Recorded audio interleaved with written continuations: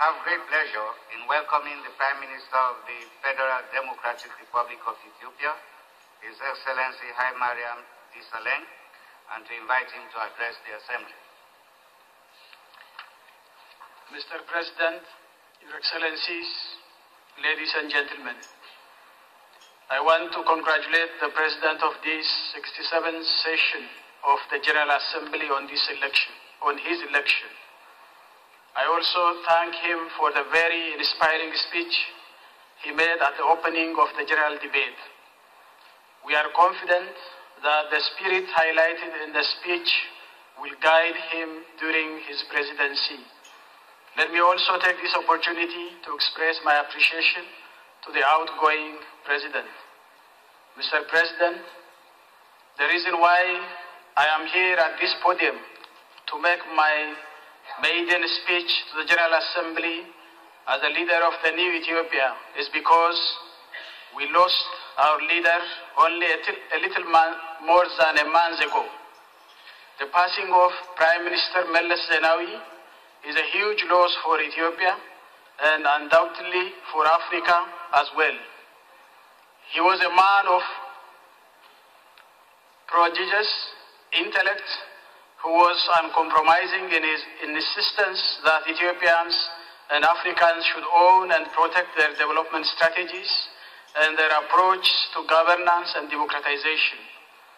The late Ethiopian Prime Minister and the party he led have facilitated the emergence of the new Ethiopia, which has rekindled the hope of Ethiopians in the future and strengthened their confidence to overcome adversaries.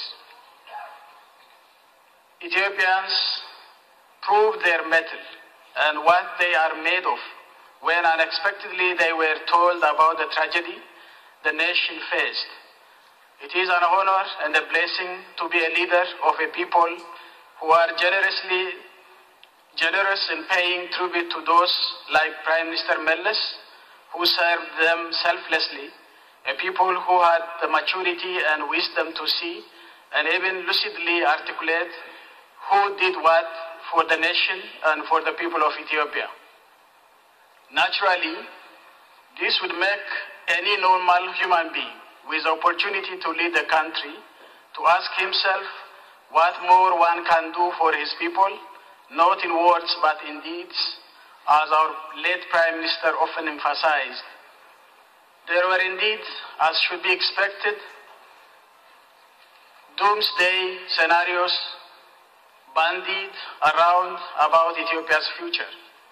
But the people of Ethiopia, from north to south, from east to west, across the length and breadth of the country, were categorical in stating in unison how much they embrace the unity of the country, and unity that celebrates their destiny and built on the bedrock of their federal constitution. Let me take this opportunity to thank, on behalf of the Ethiopian people and that of my own, all those leaders and heads of delegation who came to Addis Ababa to be with us at our time of grief. We cherish your friendship. I wish to reiterate my condolences to the people and government of Ghana, Malawi, and Guinea-Bissau, who have also lost their leaders recently. Mr. President, we Ethiopians are confident that we have come a long way. Never in its entire modern history has Ethiopia had the kind of rapid economic growth that it has witnessed over the last decade or so. For the first time in its modern history, Ethiopia has begun to see a bright light at the end of the tunnel in terms of the real prospects for economic transformation. We are no doubt on a hugely promising trajectory. Our growth and transformation plan, to which our late Prime Minister was devoted and which is now embraced by our people, is designed to catapult our nation to that destination which has eluded our people for so long, but which is now within reach. We do all this also with full recognition of our responsibility as the second most populous country in Africa to contribute to regional integration. We foresee huge possibilities for bringing the countries of the greater Horn of Africa together. We have already gone some distance in playing a catalytic role in laying the infrastructure basis for consolidating economic ties with the countries of our region. The electric power interconnections and the road and railways networks that we have built and are in the process of building with Djibouti, Sudan, Kenya, and South Sudan are emblematic of our resolve to play our part in regional integration. We are confident that Somalia and others, without exception, will follow suit. But our success in all this hinges on a number of conditions being met, all of which are not exactly amenable to our unilateral initiative. First, it is the question of peace and stability and the challenge of extremism. Here also, we have made much progress. Somalia is gradually coming out of the woods. We salute all those, most particularly the troop-contributing countries to AMISOM, for the sacrifice they have made. The African Union has made enormous contribution to laying the basis for the progress that has been made by Somalia. We also acknowledge the very useful cooperation the AU and the UN, the AU Peace and Security Council and the Security Council of the United Nations. We have to recognize the role of partners as well. But much and much more needs to be done in Somalia to ensure that the new government stands on its own feet. We would be naive, however, if we believe that the enemies of peace of Somalia and the region are completely defeated. This is why it is so critical that the momentum is not lost in Somalia and Somali's ownership of the process of national reconciliation is strengthened. We will continue to assist Somalia, and the new president of the country, His Excellency Hassan Sheikh Mohamud, and the people of Somalia can count on that. We are pleased that there is also a major progress in the peace process between Sudan and South Sudan. We are confident the two parties would maintain the momentum toward durable peace, which is the basis for ensuring the viability of both. We are indeed indebted to former President Thabo Mbeki and the AU High-Level Implementation Panel for their perseverance and for their commitment to peace between the two sisterly countries. What has been achieved by the two parties over the last few days, which culminated the signing of the much-anticipated agreement on vital matters, is a significant breakthrough which needs to be consolidated and is used as a basis for resolving the still remaining outstanding issues.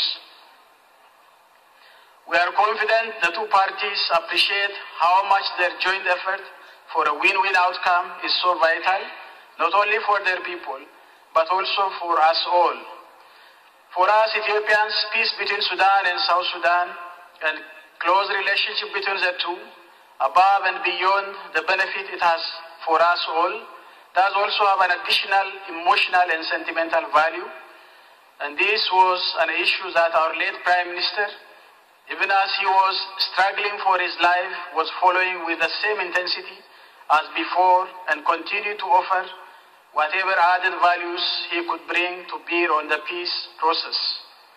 Let me thank both Sudan and South Sudan for placing their trust in us, as has been so manifest in the deployment of UNISFA. Indeed, we are proud of our troops in Abyei, as we are of all our people serving under the UN flag, including those in Darfur.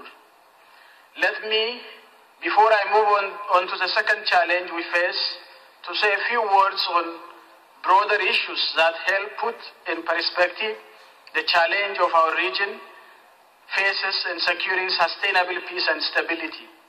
No doubt, the major war we have to win is the war over poverty. The most difficult challenge we face here in developing the most effective means to wage that war is the difficulty we have had to ensure the rule of law is observed, both in interstate relations and in the domestic sphere. At this most fundamental level, the struggle against extremism is one aspect of the struggle to ensure the rule of law is respected and tolerance is adhered to. Wherever intolerance and the violation of laws occur, sometimes in egregious manner, such as the one in Benghazi, it needs to be condemned. Mr. President, the second challenge we face to sustain our development agenda relates to a host of issues impinging on our capacity to ensure sustainable development. Let us be frank and admit that there is a huge deficit in international cooperation for the development of low-income countries and those that are the least developed. At the end of the day, without ignoring other impediments to development, the major bottleneck for countries such as Ethiopia for ensuring sustainable development and successfully achieving the MDGs is related to shortfalls in development finance. We have said so much in the Paris Declaration and the Accra Agenda for Action, and recently in the Busan Partnership for Effective Development Cooperation. But the results have been few and far between. The current global economic situation, in our view, should never be allowed to detract attention from the critical need for development finance of low-income countries. Our challenge in this area is compounded and made even worse by climate change, which is a global challenge calling for responsible and wise leadership at the international level. This should result in full commitment to the principle of common but differentiated responsibilities. It might be boring to repeat something that is universally acknowledged. While not having contributed to climate change, countries such as Ethiopia nonetheless happen to be the most affected. But still, we recognize our obligation. That's why Ethiopia has already opted for green growth path, and our current 5 years growth and transformation plan is based on developing a green economy whose strategy has already been issued and being implemented. We seek effective cooperation in this endeavor. We have hoped that the Rio 20 UN conference would have achieved more than it had, but nonetheless, we look forward to a meaningful and effective work by the Working Group on Sustainable Development, to which we are ready to contribute the best we can. We are also hopeful that the intergovernmental process under the auspices of the General Assembly in connection with financing for development will not end up being a filibustering exercise with no effect on this critical issue for the development of low-income countries. As I conclude, Mr. President, I want to agree with previous speakers that the 21st century is indeed an African century. As also referred by my brother, the President of Ghana, out of the 10 fastest growing economies in the world last year, 6 were Africans, and I should mention Ethiopia is among the 6. Africa is indeed changing, and changing for the better. There is no greater human rights violations than attempts to put obstacles to the success of this ongoing transformation of Africa, which would have enormous salutary implications for hundreds of millions of Africans. Africa is no longer the marginalized continent of the 1980s and of the period even a little beyond that. Ethiopia will continue to play its part to ensure the success of this transformation, as it will for the success of multilateralism under the auspices of the United Nations. I thank you very much for your attention.